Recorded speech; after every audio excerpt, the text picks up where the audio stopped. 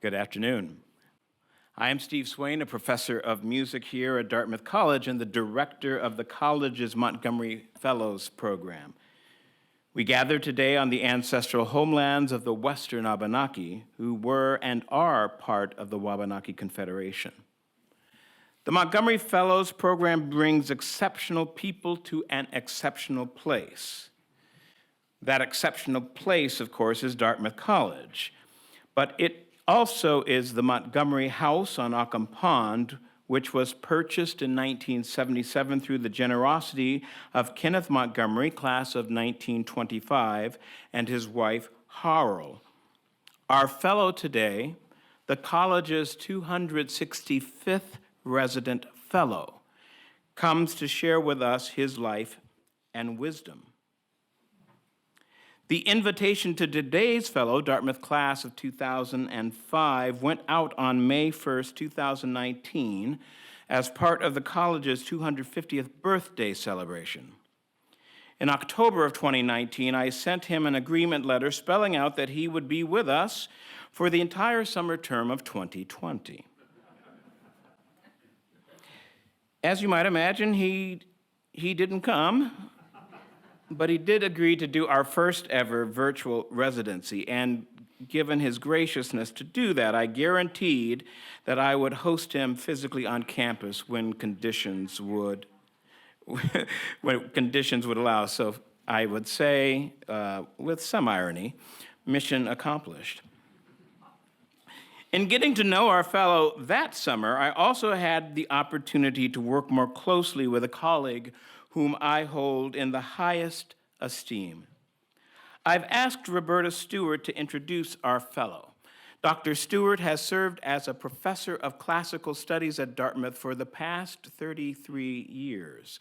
She also is active in various veterans communities, and among her publications is Ancient Narratives and Modern War Stories, Reading Homer with Combat Veterans.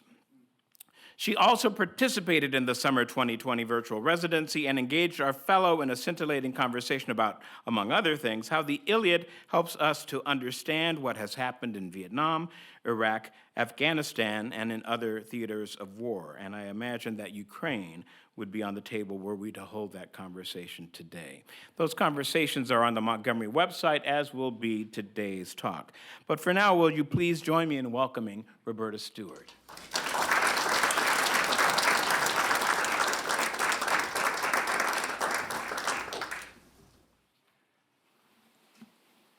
Good afternoon. It's my pleasure this afternoon to introduce Phil Klay, who's a Dartmouth alum, a U.S. Marine Corps veteran, a published author, a National Book Award winner, and a Montgomery Fellow. The bio on the inside flap of his recent book, On Certain Ground, begins, Phil Klay is a veteran. I want to consider for a moment what those words and what that veteran's voice might mean for us today. And I'm going to begin by quoting my colleague, Professor James Tatum, who was writing about Odysseus, who is perhaps the first veteran's voice in Western literature. Tatum wrote, "Veterans are intermediaries of war, people who have been there and are now here." As a veteran, Phil Klay came back from there, and unlike some veterans, perhaps many veterans in this audience, surely my father, haven't communicated that experience of there. But Klay used literature to illustrate the diversity of the experience of war, that there, when communities have determined to use sheer aggression and lethal force to negotiate problems. The narratives of veterans' personal experience, actual and imagined, proliferate at this time in our country. Some win awards, redeployment. These texts and their reception are contentious and deeply political. In some quarters, they're dismissed as Rambo stories. In others, they're dismissed as pathologizing views of veterans' experience. I think the binaries reveal the political stakes of finding an expression of that experience of war. But the veteran comes back here with hard-won knowledge gained there. And Phil Klay seems keenly to appreciate his role as intermediary. And he continues to draw from that experience in his writing. The individual experience of deployment, but in his recent work, to draw our collective attention to our responsibility here for America's war making there. And so it is my pleasure tonight to introduce him. I look forward to hearing him, and I would ask you to join me in welcoming Phil Klay.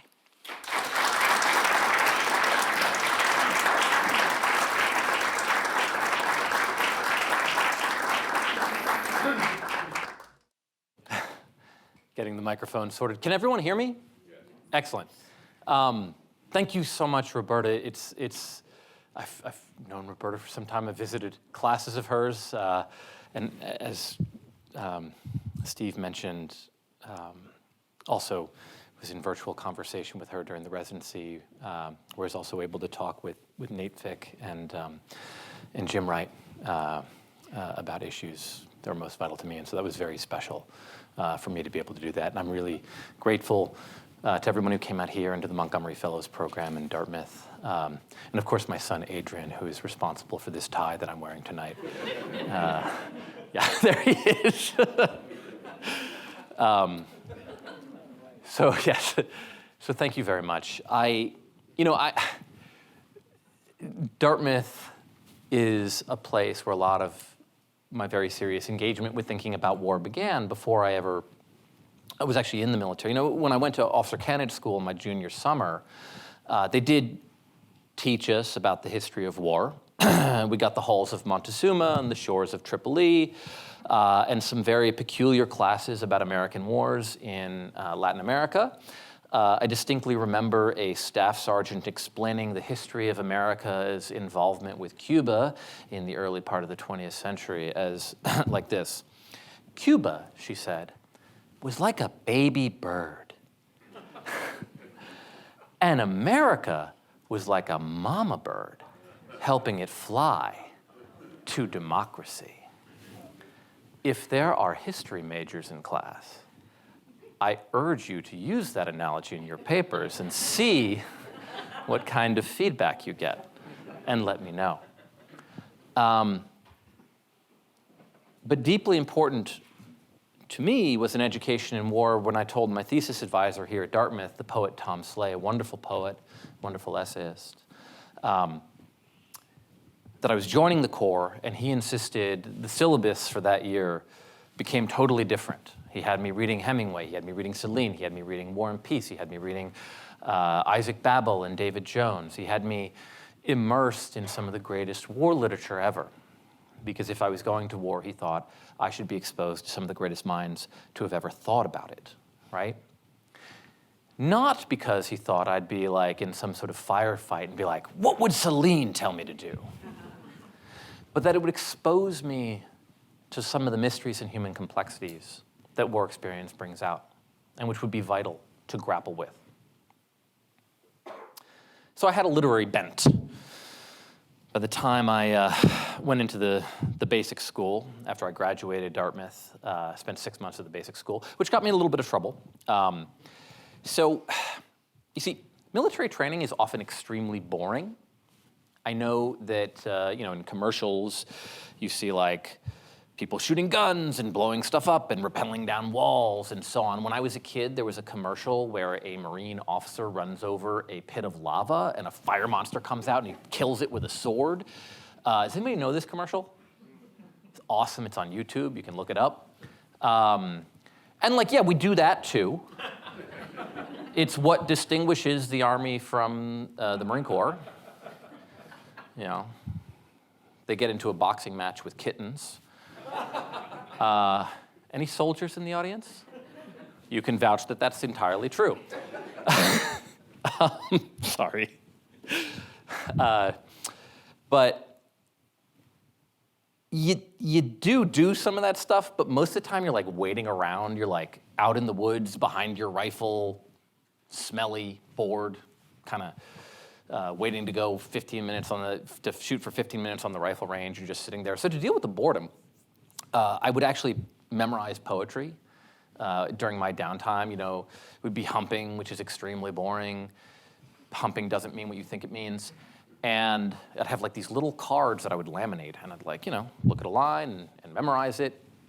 And I went through short poems at first, but that was too easy. There was too much boredom, so I decided I'd memorize The Wasteland, which I did during my time at Dartmouth, which if you're any writers in the audience, this is like the greatest training ever as a writer is memorizing that poem because of all the voice shifts, right? But this is where I caught flack, right? We're on a field exercise, and we're all smelly and bored, as I mentioned, an important part of military education. And we're waiting for a helicopter to pick us up to take us to where like the training's actually gonna happen. And everybody's kind of like amusing themselves. You know, one guy's chewing sunflower seeds, one guy's thumbing through a Maxim, one guy's eating a vegetable omelet MRE with apparent pleasure. Omelets aren't meant to last 10 years unrefrigerated, in my book, but they don't serve that at Lou's. One guy's like scratching himself like with both hands, like really, really committed. And I've got these cards, right? And so there's this captain who is training us, and he's this big, ripped, angry-looking captain. He's been to war. He's been in combat. He's responsible for preparing us to do the same thing, right? We're all kind of like scum in his eyes, and he's looking out to see who he should be most disgusted by. And he kind of can figure out what everybody else is doing, but there's me with my little cards, and he like walks up to me, and he asks me what I'm doing, and I tell this battle-hardened captain responsible for preparing us for war, I'm memorizing poetry, which I don't know what he's expecting to hear, but that was not it. And so I'm like, yeah, no, why not exercise the brain a little? And he's like coming to a determination about what I'm doing and deciding that he really doesn't like it. So he barks out at me. He's like, you like memorizing stuff? What are the elements of a 9-line? Have you memorized that? A 9-line is how you call for medical evacuation if one of your Marines is injured. It has 9 elements. I know 0 of them. So he says to me, when one of your Marines is dying, what are you gonna do? Recite poetry. Which was not my plan, for the record. But like, we hadn't been taught the 9-line yet. And like, yeah, like I could have taken it upon myself to start memorizing all sorts of military things, but like, that wasn't required. Like, it's not like the guy who was scratching himself with both hands was learning something that would one day keep his Marines alive. Why was he picking on me? And I think about that captain actually quite a bit because I actually think his attitude is so perfect for so many aspects of our current society. Like our modern, practical, technological society, where there are things that have a direct utilitarian purpose that are meaningful, and then there's other stuff, right? And art is the epitome of other stuff, right? It's what happens when we fail to be useful. And even some novelists have accepted the idea. In 1972, Arthur C. Clarke, the science fiction writer, wrote, "Art is a compensation for the deficiencies of the real world. As our knowledge, our power, and above all our maturity increase, we will have less and less need of it. If this is true, the ultra-intelligent machine would have no use for it at all. Even if art turns out to be a dead end, there still remains science." Now, 50 years later, unless you're overawed by the beauty of ChatGPT's sentences. I think it's clear that technological processes have not created a more rational, comprehensible world, but rather an increasingly complex, disordered world that is structured by blind mechanical processes whose imperatives are often at odds with human flourishing. To a novelist like myself, this seems to only underscore the limitations of science and the importance of art. But to see why, though, I'd like to discuss one of those blind forces structuring our world. And the story begins with a murder. February of 2020, the automobile executive Eric Charles Mond received a series of text messages from his from his mistress's boyfriend, threatening to expose him if he didn't pay up, right? Mond contacted the private security firm SpearTip Security. SpearTip reached out to 2 former U.S. Marine turned CIA contractors to deal with the problem, contractors being the polite modern word for mercenaries. The 2 surveilled the mistress and boyfriend, determined the best place to strike, murdered the boyfriend in a parking lot, drove the mistress to a construction site in West Nashville, and killed her and left both bodies there. After the murders, Mond wired $750,000 to SpearTip Security, and in a bizarre modern tryst, wrote them a stellar review on their Google profile, stating they get the job done in an expedited time, couldn't imagine using anyone else. Exclamation point, exclamation point. His enthusiasm for their talents demanded too. SpearTip's account responded to the review. Thank you for the kind words. Always a pleasure working with you. On the face of it, this would seem to be a straightforward local crime story mixing the farcical and the monstrous. But of course, I often come across these sorts of stories with murderous, amoral, US-trained contractors. Not all of them are complete fools, right? And are clever enough that we don't hear about them. There are many who are clever enough that we don't hear about them at all. Consider some other instances of the use of contractors around the world.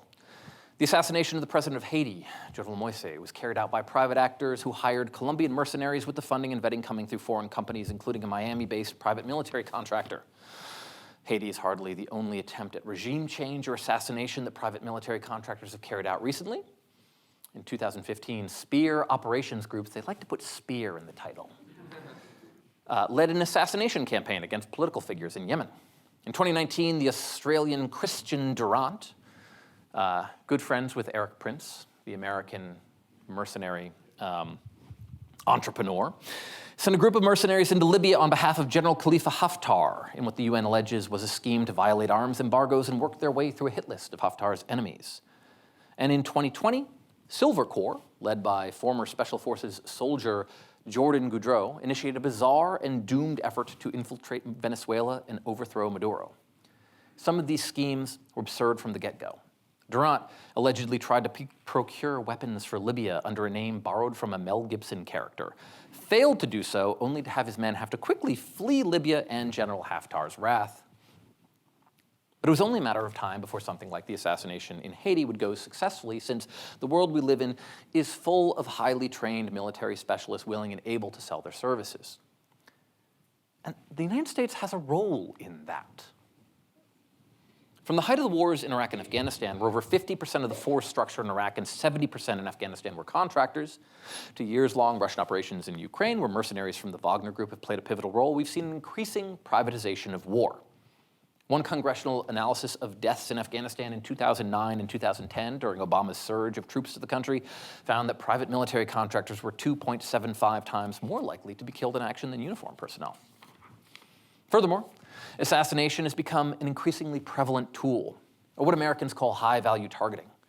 Osama bin Laden raid and the Qasem Soleimani strike are just the most prominent examples of this highly lethal style of warfare, often carried out by special forces troops who can turn around and command high wages in the large private sector we have helped grow. The political benefits of using mercenaries are obvious. The public doesn't really count mercenary deaths as a serious concern. And since mercenary outfits owe no obligations towards public transparency, it's very difficult for journalists and watchdog groups to track what those units are doing. But there are serious drawbacks as well. In practice, we have a large number of mercenaries, including a significant number of foreigners. In 2018, a majority of the armed contractors working for U.S. Central Command were foreign nationals, fighting for the United States on one job and then for the highest bidder on another. As Sean McFate, a former U.S. soldier and then mercenary who now teaches at the National Defense University, puts it, what is significant for the future of the industry is that these foreigners have gained valuable trade knowledge that can be exported around the world in search of new clients once the United States does not renew its contract. So not only mercenarism, but highly skilled mercenarism spreads around the world. Obviously a problem for countries whose poverty and instability makes them vulnerable to highly trained outside military forces.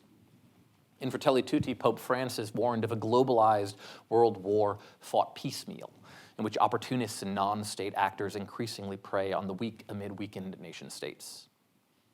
It's easy to warn of the dangers of this. What makes thinking through this problem so difficult, of course, is that there are benefits as well. Over the past decade, the United States has developed a way of, as former Secretary of Defense Robert Gates claimed in 2011, fusing intelligence and operations in a way that just, I think, is unique in anybody's history. That means being able to rapidly provide actionable intelligence on the battlefield, which we are currently doing in Ukraine. When Russia invaded, the global community faced a 19th century style land grab carried out by a nation with 20th century style nuclear weapons. The imperative of aiding a weaker state to fend off aggression had to be balanced with the very real danger of escalating conflict between nuclear powers, and our current capabilities allowed for significant yet opaque battlefield assistance in a country in desperate need of help. What does all this have to do with art?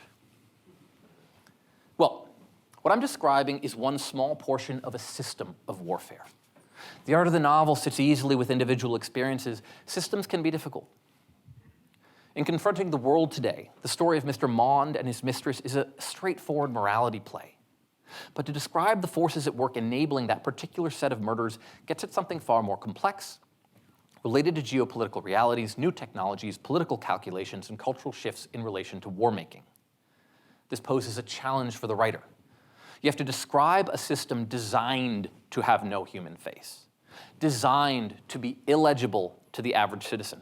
Indeed, in both the Obama and Biden administrations, Americans have been told by their president that the wars were over, even as America continued dropping bombs, deploying troops overseas to increase the lethality of local fighters, and providing resources, intelligence assets, technology, training, and know-how in a variety of asymmetric conflicts. After the withdrawal of troops from Afghanistan, Joe Biden gave a celebratory speech where he claimed to have ended 20 years of war, only then to announce that we will maintain the fight against terrorism in Afghanistan and other countries by relying on over-the-horizon capabilities instead of ground troops. In other words, we are called to celebrate the end of a war while being assured that the killing would continue as if by magic. To understand the magic behind that continued killing, we have to not only look at how the United States is using its might, but a whole variety of countries with political or economic interests in death. There's a scene in my novel, Missionaries, where I describe a targeted killing in which an American-trained mercenary from Colombia views the video feed of a Chinese-made drone hovering over a funeral in Yemen and communicates with an Emirati pilot over a Swedish communications network to help him drop an American-supplied bomb on Houthi tribesmen. This is not imagination on my part. This is how we wage war. Earlier, the same character witnesses combat between armored vehicles and thinks, those armored vehicles could have come from almost anywhere in the civilized world. He'd seen American Max Pro and Oshkosh MATVs here, but also Finnish Patrias, South African RGs, even French Leclerc tanks. They couldn't make any of those out on the screens before him. If the resolution was good enough to make out individual weapons, he knew he'd see representatives of even more countries. Singaporean 120mm mortars, Serbian Zastava machine guns, Belgian FN Minimes, Chinese M80s, and assortment of small arms and heavy ordnance from Germany, Sweden, Denmark, Norway, the Netherlands, Brazil, and more. The buildings they were destroying were made of local stone or soil mixed with straw or burned mud. When I was researching the book, I spoke with a veteran who's now an investigator at Amnesty International investigating war crimes and weapons trafficking, who told me that across the globe, poor and underdeveloped countries are tearing themselves apart using imported weaponry that they could never have manufactured themselves. Faced with such technology in which the human figure seems pale and insignificant, what's the writer to do? And what does individual experience matter? It's not a new problem. It's a problem that begins with the history of 20th century war literature, and where you can see several approaches. First, you have sort of the humanistic approach, or reproach. Eric Maria Remarque, in All Quiet on the Western Front, writes a whole novel to lend meaning and pathos to a single statistically insignificant death. Wilfred Owen writes his poetry to plead the suffering of his men, famously declaring that the poetry is in the pity. This is an attitude that we're familiar with from anti-war literature, in which war is presented as grotesque horror.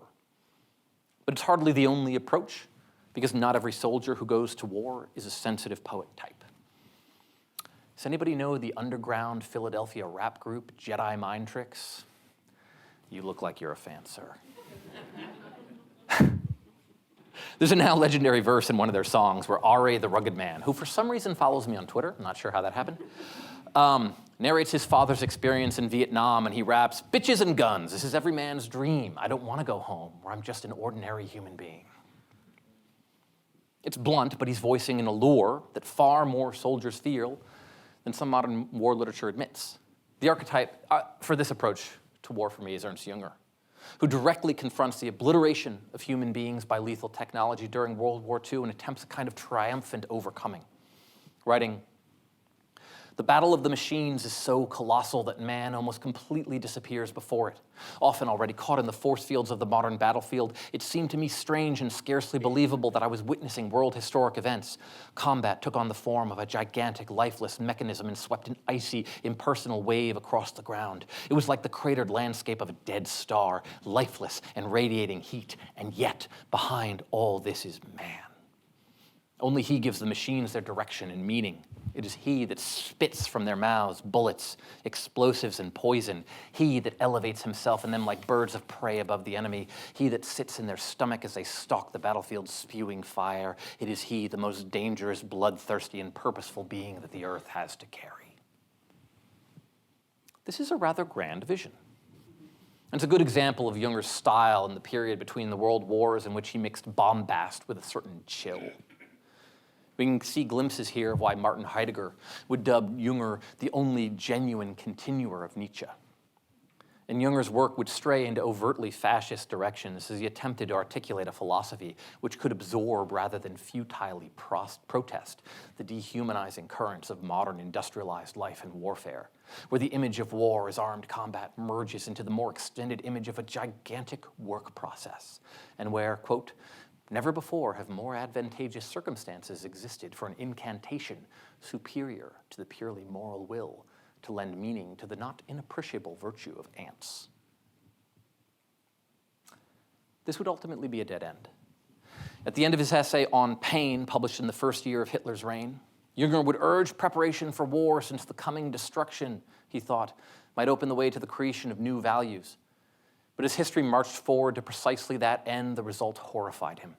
In 1939, he would write in his journal, "I'm seized with loathing for the uniforms, the shoulder straps, the medals, the weapons, the glamour of which I have loved so much.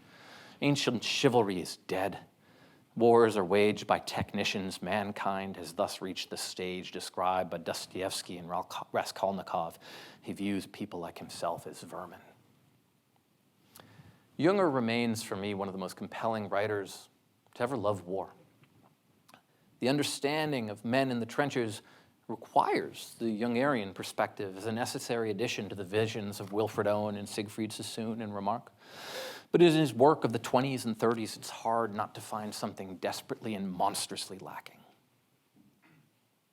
After World War II and the catastrophic destruction it entailed, other writers set their sights not only on Junger's technicians of war, but on a wholesale rejection of the society which enabled them, something you see in World War I literature as well. Instead of Junger's grandiosity, we get styles that emphasize absurdity, farce, that refuse to grant the world dignity even in its monstrousness. For Joseph Heller's Yossarian, the world is not grand, it's trying to kill him. And Thomas Pynchon's world in Gravity's Rainbow is a vast but horrifying interconnected web, trapping human flies by the hundreds of thousands where, quote, "a million bureaucrats are diligently plotting death, and some of them even know it." There's truth in this approach as well, though also danger. Understanding this and accepting the appropriate level of cynicism is what modern war literature has tried to teach us so often it's become its own cliche. As modern men and women, we've been disabused of the old lie about war, and we know you're not supposed to suggest lofty ideals have any place in a subject so ugly, but we also can't escape it. Consider that famous passage from Hemingway in A Farewell to Arms. I had seen nothing sacred, and the things that were glorious had no glory, and the sacrifices were like the stockyards at Chicago if nothing was done with the meat except to bury it. There were many words that you could not stand to hear, and finally only the names of places had dignity. Certain numbers were the same way, and certain dates, and these with the names of the places were all you could say and have them mean anything. Abstract words such as glory, honor, courage, or hollow were obscene beside the concrete names of villages, the numbers of roads, the names of rivers, the numbers of regiments and dates. Okay. And yet alongside the concrete diction, parataxics, which Hemingway learned from the King James Bible, there's that word, dignity, an abstraction like the rest, but deeply felt. Perhaps we're not so cynical as we think we are. Yes, Hemingway is rejecting some abstractions, but only those that have drifted from reality or seem to paper over ugliness. The seemingly concrete names of villages and numbers of roads are not simple matter, but gesture towards the blood and pain and sacrifice, as well as towards the respect such things are due. Here we're closer to what the poet David Jones, whose experience in World War I led him to convert to Catholicism, was getting at when he said he wanted his poetry to be incarnational, against a dichotomy with abstractions on one hand and concrete reality on the other. His view was the Catholic one. The human soul and the matter with it constitute one substance, carnal and spiritual. Tom Slay, who I met here at Dartmouth, has argued that in Jones' great World War I poem in parenthesis, Jones makes the war so physically immediate that abstractions evaporate. The terrible physicality of the war registers in our senses before lodging in the understanding. But from an incarnational perspective, physicality is not mere material. Jones first considered converting after seeing a priest conducting mass in an outhouse near the front lines and being struck as the priest handed out the Eucharist by, quote, the oneness between the offerant and those tufts that clustered round him in the dimly lit bier, a thing I had never felt remotely as a Protestant at the office of Holy Communion. The distinctive quality of Catholic Eucharist, of course, was that it was not a mere symbol or abstraction, but the thing itself. Nothing could be less representational or more representative or representative or further from realism or more near reality than what is intended and posited, he wrote. So, as Simone Weil noted, war is the province of force that makes people things. And this is done not simply through the act of killing, right? You turn a human being into a thing when you kill them, obviously, but it's also through the habits of perception that war teaches us. James Jones, the author of From Here to Eternity and Thin Red Line, once wrote, to his division, regiment, division, and up, each infantry private is one of a large number of statistical risks, a fact of which every infantry private is well aware. Death for the soldier is a matter of arbitrary chance, totally reasonless and pointless from the viewpoint of the individual. It only has meaning when it is viewed numerically from a higher echelon by those who count the ciphers. But 21st century war adds in a further layer of abstraction. The killing can be done from exceptional distance with almost no cost or notice by the population waging it. So modern war is the province of abstract systems causing very real damage to human flesh. The question for the war writer, I think, is to capture both those systems which obliterate the human, seek to reduce it to mere materiality, and to call witness to all that is actually present in the concrete, physical world. For this reason, in my most recent novel, I approach the issue by beginning not with the technology of war, but with the most intimate of questions. I'll just give you the first two paragraphs very quickly, told in the voice of Abel, a kid from a very poor, rural region of Colombia which intermittently experiences state and political violence. My town sat on top of a small hill, by the side of a river whose banks hold only sand.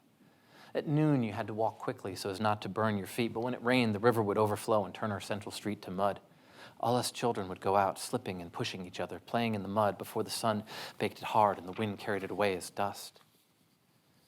To talk about this part of my life is to talk about another person, like a person in a story, a boy with a father and mother and three sisters, one pretty, one smart, one mean, a grandfather who drank too much and beat everyone at dominoes, a teacher who thought that boy had talent, a priest who thought he was wicked. Friends and classmates and enemies and girls he watched with increasing wonder, like Jimena, who had thick curly hair and fair skin and who got pregnant with the baby of one of the local guerrilleros. Most people think that a person is whatever you see before you walking around in bone and meat and blood, but that's an idiocy. Bone and meat and blood just exists, but to exist is not to live, and bone and meat and blood alone is not a person. A person is what happens when there is a family and a town, a place where you're known, where every person who knows you holds a small invisible mirror, and in each mirror held by family and friends and enemies is a different reflection. In one mirror, the sweet fat boy I was to my mother, and another little imp I was to my father, and another the irritating brat I was to Gustavo. A person is what happens when you gather all these reflections around a body. So what happens when, one by one, the people holding these mirrors are taken from you? It's simple. The person dies, and the bone and meat and blood goes on walking the earth as if the person still existed, when God and the angels know he doesn't. The question that concerns me is what a human being is, and what exactly violence does beyond the obvious. The answer to that question must, I think, lie beyond what we can find in modern individualism. The violence done in war does not simply punch holes in people's bodies, but in complex social and cultural and political structures. Which is why you need novels to talk about it in a meaningful sense. You know, the lessons of the past 20 years of war have been, for me, it's often the second and third order consequences of violence that determine the fate of wars and nations. And so, understanding my characters not as individual actors, but ensouled persons within a complex web of relations is the first step to understanding not only their own psychology, but understanding what war and violence is in the first place. Which still leaves the question of what practical value we can claim for an honest depiction of war.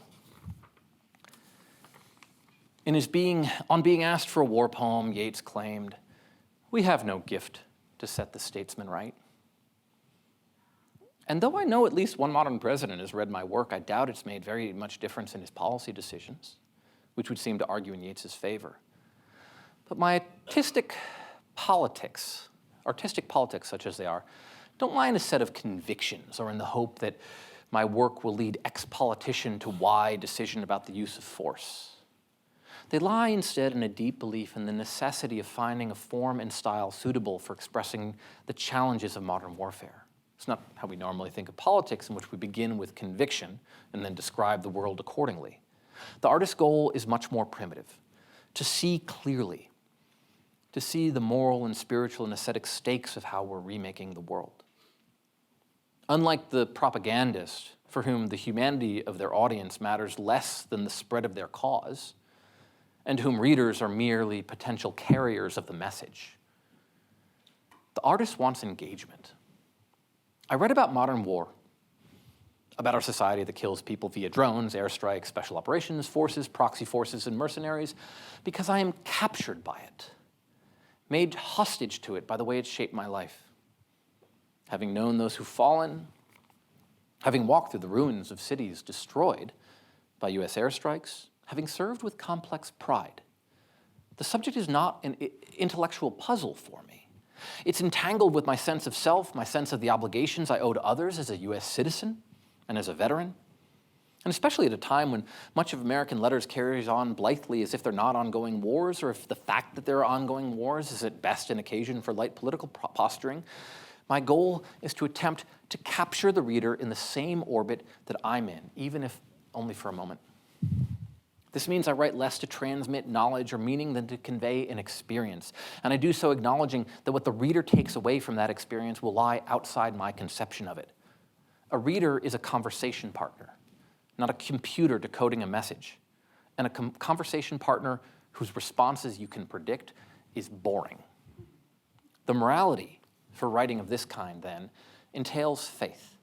Faith in the reader to be able to handle reality as the writer has seen it, and faith that the creative responses of numerous readers will contain greater wisdom than the narrow strictures of a lone genius bitterly convinced that he and he alone has the answers. And here I'll suggest one other component, the last thing I want to say, which is beauty. If the writer wants to hold the reader hostage to their vision, they can't do that with just powerful analysis or comprehensive knowledge of their subject. They can only do it with beauty.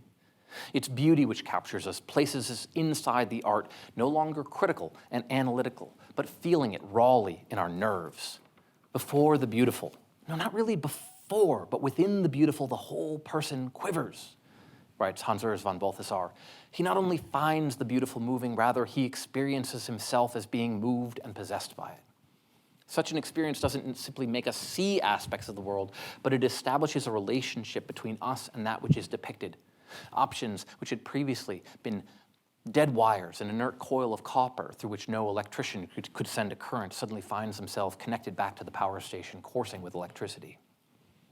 The modern world, so often so incomprehensible, deceptive, cunning, and cruel, demands art that quickens our whole being. And though this may not in the moment set the statesman right, in its own slow way it helps us form a more comprehensive response to the world. As Junger saw as early as the early 20th century, the values of technology were superseding the values of humanity. That process is only continued in the 21st century, with war being its starkest and most brutal example. If we hope to rescue ourselves from the most soul-deadening forces of our present age, we need art to help us articulate the full spectrum of human possibilities, the ways of living that are not defined by the machine. Thank you very much.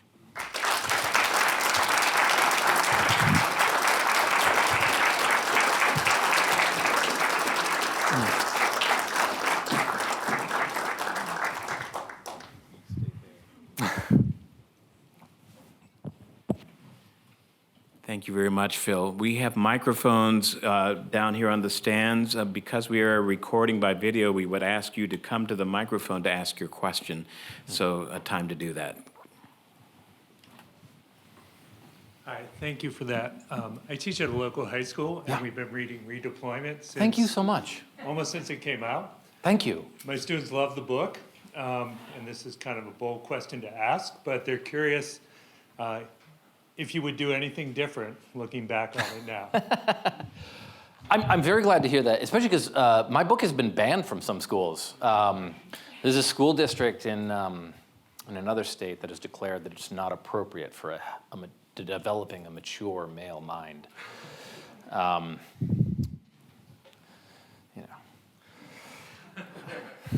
What can you do? Can't win them all. But I think that it's actually really important, and the book deals with stuff that I don't think it should be in kindergartens. But it is very funny to me that like a book that talks about experiences that high school age kids could be having in a year. You know, I mean, like if there's one thing that the movies get like so wrong, is how old soldiers look.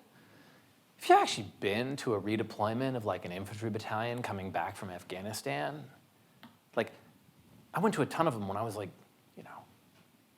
24, and I was like, these are kids, right?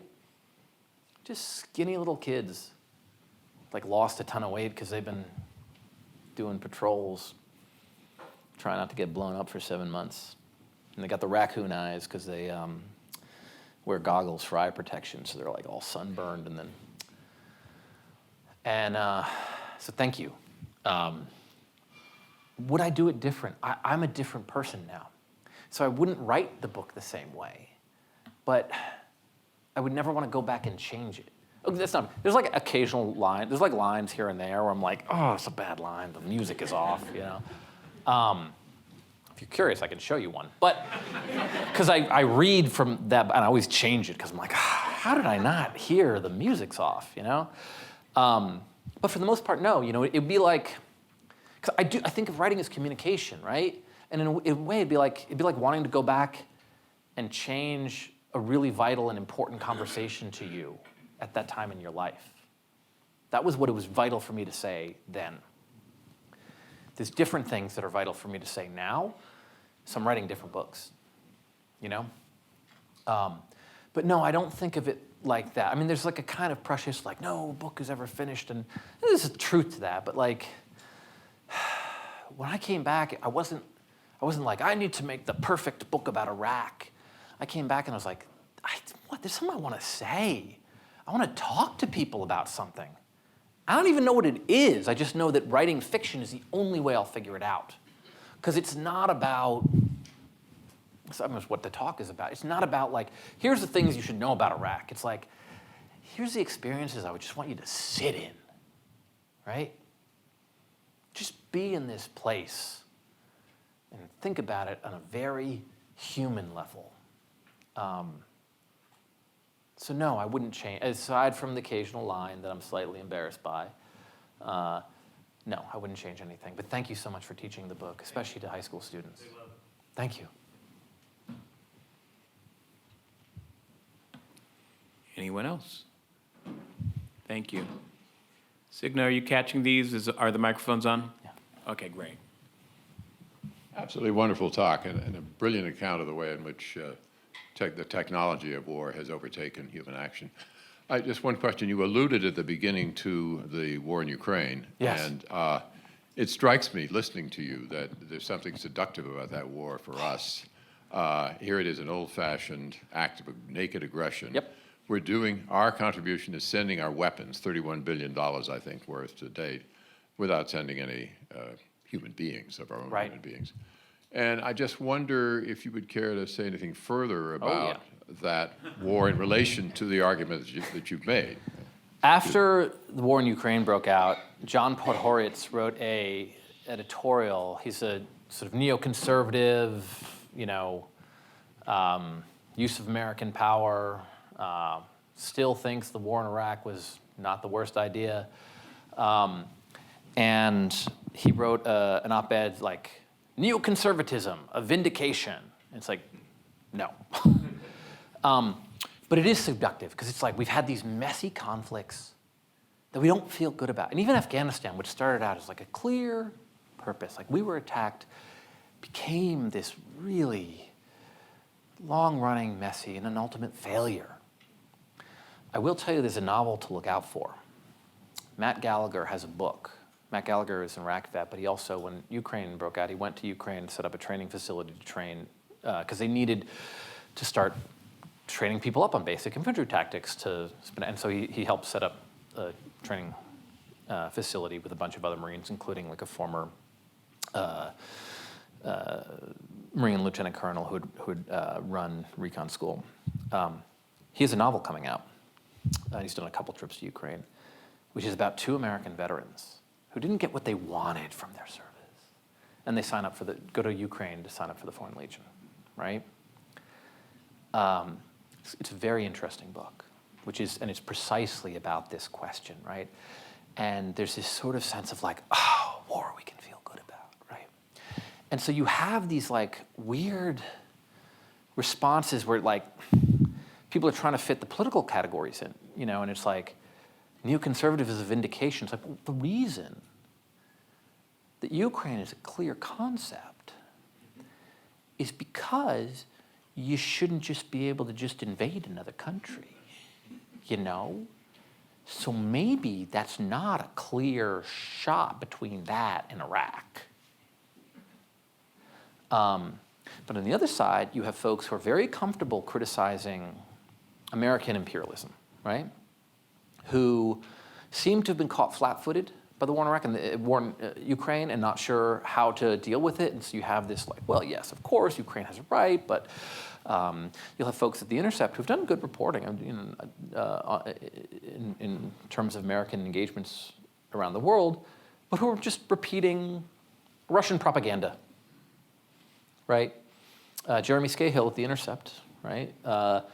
Described the Maidan protests as the overthrow, U.S.-backed overthrow of a democratically elected Ukrainian president, which is a way you could describe the Maidan protests if you're an idiot and don't know that much about Ukraine and are just so rapidly snapping back into your preset ideological positions. So you have some folks who are sort of overexcited about like, here's a place where America can use its military might around the world and we can feel good about it.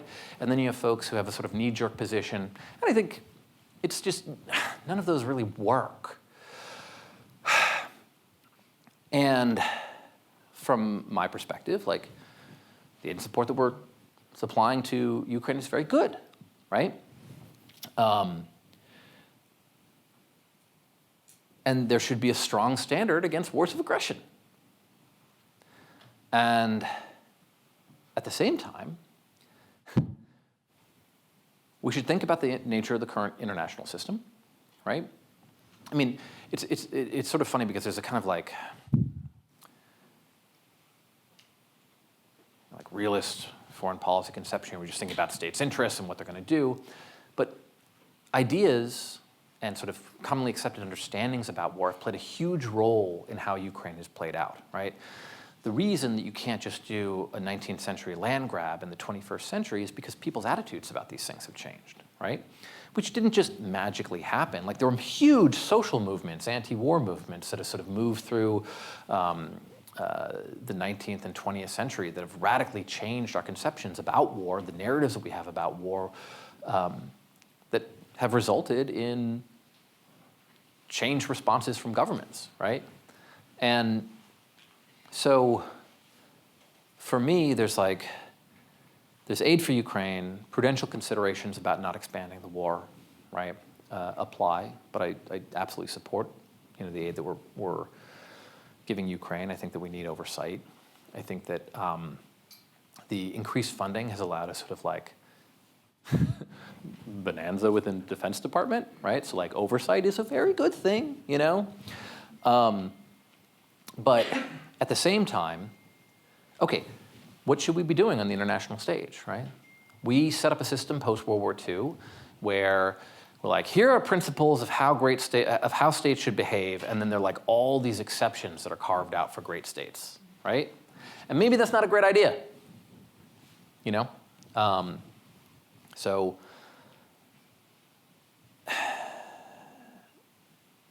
I think that there's the very seeming clarity of Ukraine does lead to certain types of seductions, right? And even the thing is like, it's complicated. And you can be okay with that, right? Like the heroic last stand in Mariupol, like a lot of those guys were Azov Battalion, right? Which is like pretty ugly dudes, in terms of like far right fringe Ukrainian figures. And it's sort of awkward to talk about that, but that's the case. And if your country is being invaded and any town that is taken over is undergoing mass death and deportation and torture and rape, like, yeah, you defend yourself any way you can with any ally that you can. So, but we want really nice, clean lines, and I don't think that's the case. And it's not a case for triumphalism, and certainly not a,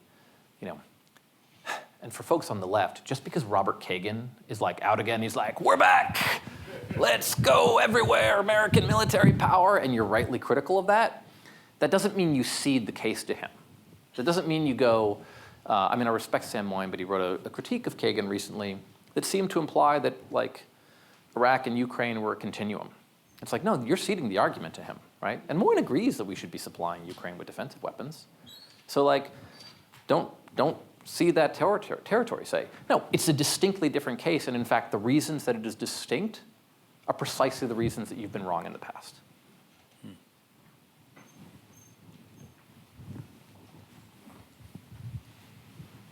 Please come forward.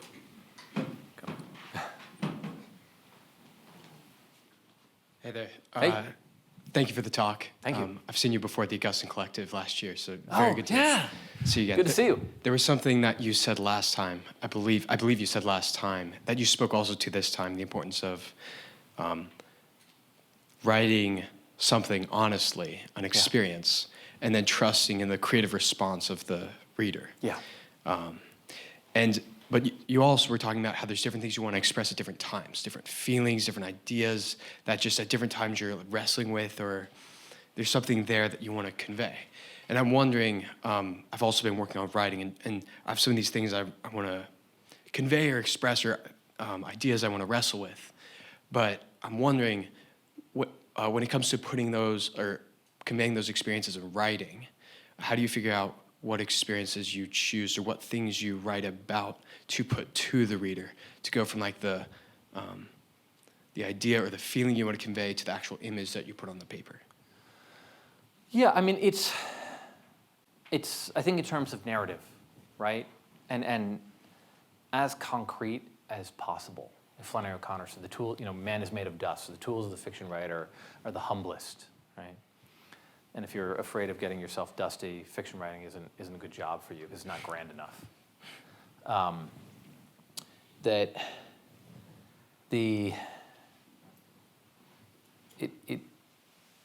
Whatever it is that is most important to you, there are sort of ideas that people get attached to, but then it's like, where do these ideas come from? How does one relate to it in actual human experience, right? And so oftentimes early fiction writers will have all these perceptions and ideas about a character, and they'll sort of have the character just ruminating and thinking deep thoughts, but nothing is actually happening. And that's all good because you're getting that stuff out on the page and you're figuring out what's important to you. And I sort of think of writing as when you're initially writing a draft, you're just this huge empty basin, right, where there should be an ocean, and you just have to fill it up with all this stuff that you've thought about, this whole world that you've imagined. And then when the final version of the story is not just here's an ocean, it's a speedboat cutting through the water, right? And so that's how I think about it. There's emotions and ideas and abstractions that are important to me, but then it's what situations, human situations, can I embed somebody in where they'll be navigating this territory, right? And what happens is as you start doing that, your sense of what matters changes, right? That's the fun of fiction writing. That's the delight of fiction writing. It's you write something, you have these ideas about the world, and then you're it's not quite right. This character doesn't feel right. And then you change the character to make them feel more true, more honest, more human. And all of a sudden you're I didn't realize I thought that about the world. That's weird. My grandma's going to read that. Whoa. There's some of the stories in Redeployment. And she did. And she asked me if I was sad, which, of course, would be a grandma's response. Yeah, it was beautiful. So, anyway. Thank you. I just wanted to ask what you're reading right now. So, my family's in the audience. I'm reading The Prague Orgy by Philip Roth. So I'm writing a novel that is set in Czechoslovakia in the 1970s. The obvious next step for me. It is, though explaining why would take a little bit of time. But it is actually based on family history. In Prague, not in orgies. And my grandfather, my maternal grandfather, was the American ambassador to Czechoslovakia from 76 to 78. So when Charter 77 happened, he was there. And my grandmother, women during that time, they did a lot of diplomatic work. But you show up at a dinner party and you're just wife of, right? But there can be benefits to being ignored in some sorts of things. And my grandmother was asked to pass messages between Vatican City and the underground church. And it was American ambassador's wife. It was too high profile. There were spies everywhere. But I figured I'd write a spy story based on family history. And of course, it takes place, and it starts in 1973 when my grandfather accepted the Nobel Peace Prize on behalf of Henry Kissinger, which is a real thing that happened. And my grandfather was a very religious man. He'd been in the Jesuit novitiate and had then been in the unions. He'd like gone to Germany and Sicily post-war to teach them how to start unions, back when like America knew a lot more about that than Germany, right? And he was in Sicily, and like he was like, "What do you want from your employers?" And they were like, "We would like a chicken for Christmas." It's like, I'm not going to give these people the world. But so he has a labor background, and so he had a religious sensibility, and a real sensibility about the importance of people and movements. And if you think of a conception of history like Kissinger's, right, where his history is a series of sort of fundamentally meaningless events that like great statesmen like Metternich and Cardinal Richelieu and Henry Kissinger can shape with their will, versus, say, a conception of history like Martin Luther King advocated 9 years earlier, which is an explicitly theological understanding of history and where power lies. And then you situate my grandfather in the middle of that, and then 1975 happens, you have the fall of Saigon, and then you're representing America in a world post the fall of Saigon. That seems relevant to things that are very concerning to me today. So that's what I'm working on now.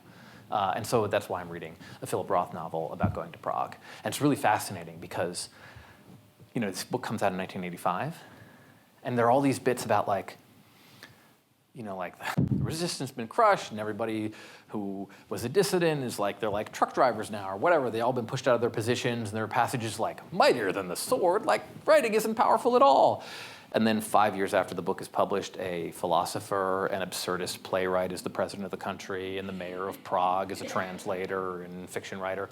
You know, so just like obvious, I mean, to a writer who's also interested in politics, like Czechoslovakia is just like catnip. It's just too seductive. And then I have family history. But here's what I'm going to do.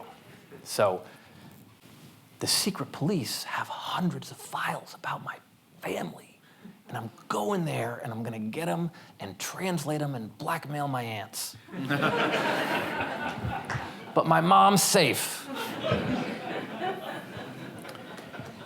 All right, Mom. Do you want to ask him a question while everybody's here? Get him on the record? Don't open those files. Okay.